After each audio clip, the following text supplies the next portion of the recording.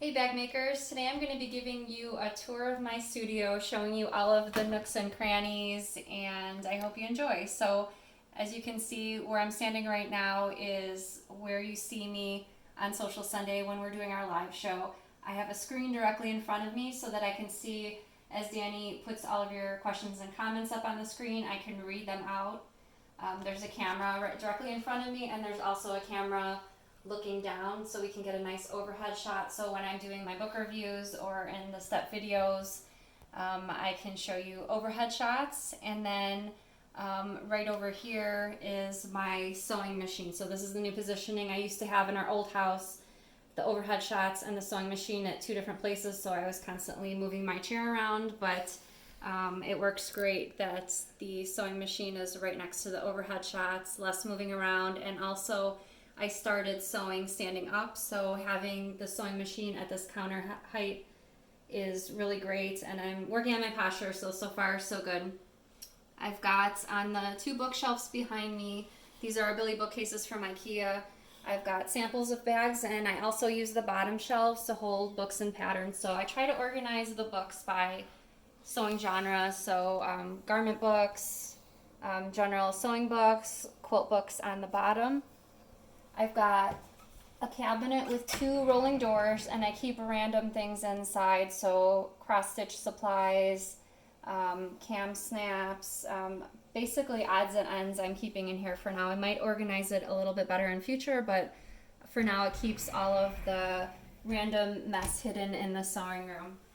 Down here on this bookshelf I've got sewing patterns that I've purchased, so a lot of garment patterns, quilt patterns on the bottom, and just some general sewing patterns mixed in with that. Over here I've got general sewing machines, cover stitch, serger. Here's my Cricut maker. I may decide to move it to a different position, but for now I'm keeping it over here. I've got a Juki cover stitch machine for garment sewing. Juki serger, this is also for garment sewing. And then over here, this is a newer machine to me. This is a Janome 6700P. I purchased this machine since my regular sewing machine is straight stitch only. I wanted to have the option for other stitches like decorative stitches, buttonholes, stretch stitch. So that's what this machine is for, and I've got the table set up for it. The drawers are Alex drawers from IKEA, and I've got 4 drawers with thread. I use spice organizers to hold the threads, and then I've got the bobbins attached to the spool so that I can easily find the bobbin color that I need.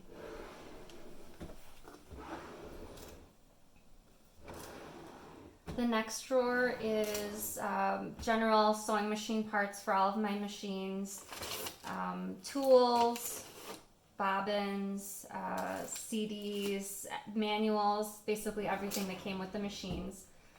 The next drawer is acrylic templates and rulers. And then the bottom drawer is extra notions, so extra friction pens, Wonder Under tape, pins, elastic. Most of the notions are in this drawer. I've got 2 more drawers with thread, again organized in color order. As you can see, I have some that are 40 weight thread, which is the green spools, and some that are 50 weight thread, which is the orange spools. The 40 weight thread is thicker than the 50 weight. This drawer, I've got mesh and some zippers by the yard. I've also got Renaissance ribbons, some lace zippers, some coin purse frames. And then the bottom drawer is some extras like my rivet press items. I've got some Odie coat, numbered pins. And then in the far left-hand corner is my computer and desk area. So I've got wonder clips in a few areas of my desk, tools that I use very often, my turning tool, screwdriver, Clover Choco, friction pens, regular pens, speakers. Sometimes I listen to Spotify when I'm answering emails or editing patterns. And I've got lots of, as you can see, lots of scissors and rotary cutters in that container in the end.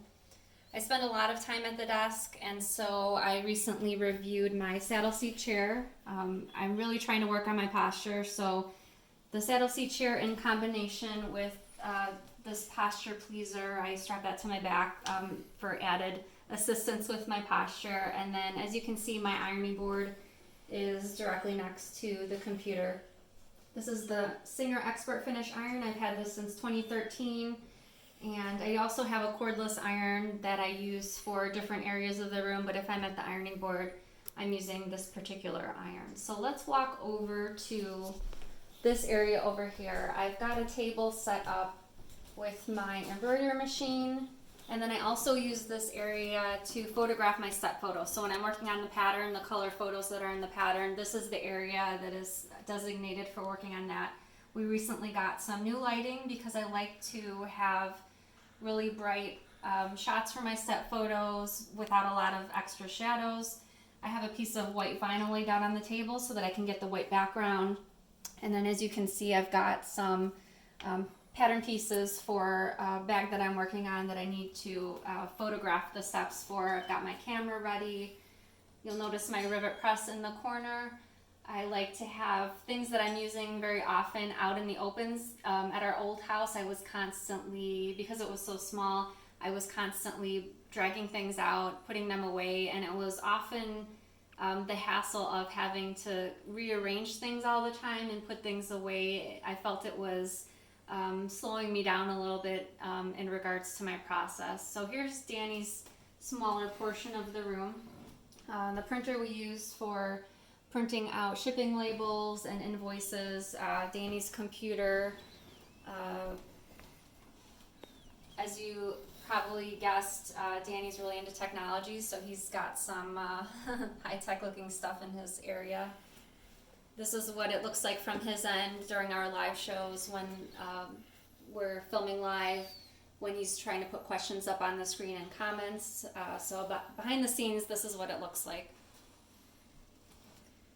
You may have noticed that I don't have any fabric stored in this room. I decided when we moved into this house to keep the fabric in the basement, and after living here for a couple of months, I decided that it was a good choice leaving the fabric in the basement. The biggest mess for me comes from choosing fabrics and trying to put different combinations together, and so definitely the fabric being kept down there keeps my workspace cleaner, because after I've finished choosing fabrics for a project, whether it's a bag or a quilt, I won't necessarily need to clean up my mess immediately, so it's downstairs hidden in an unfinished area of the basement, which suits me fine. Once in a while I'll go down and straighten up, not very often, but it's good because then I can keep the actual work area nice and neat. So I hope you've enjoyed this view of my new studio.